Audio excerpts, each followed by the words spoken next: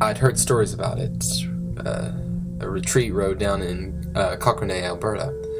They have a monastery there, robes and everything. But the real claim to fame is a massive statue of Christ being crucified in the woods. I've been there a few times, walked up the path with all the smaller statues beside the path.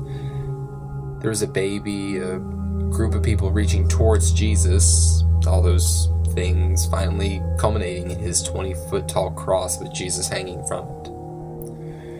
What gets a lot of people, though, is that Jesus is weeping on the cross. Nobody can seem to figure out why weeping is not the action of a Lord and Savior.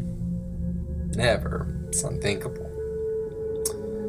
I've been a few times during the day. It's an interesting walk. Even for an atheist like myself, it's still awe-inspiring.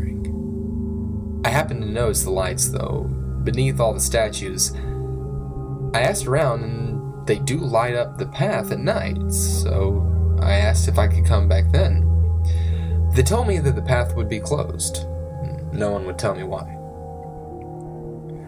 Not one to follow rules, I returned that night and made my way over to the fence and onto the path. As I walked along the winding route to the large statue, I passed the smaller statues. They seemed different. It was the angle the light hit them.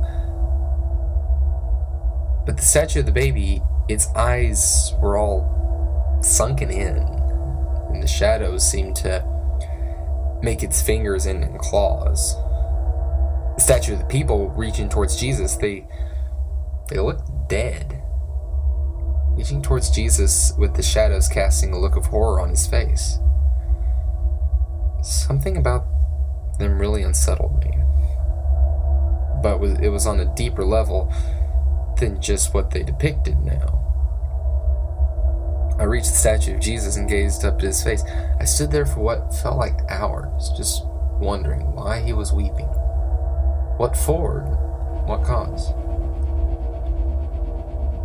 I heard the whispers and rustling of the trees on all sides of me long before I saw anything. I gazed up at Jesus, looked deep into those stone eyes, and understood. That night, he was weeping for me.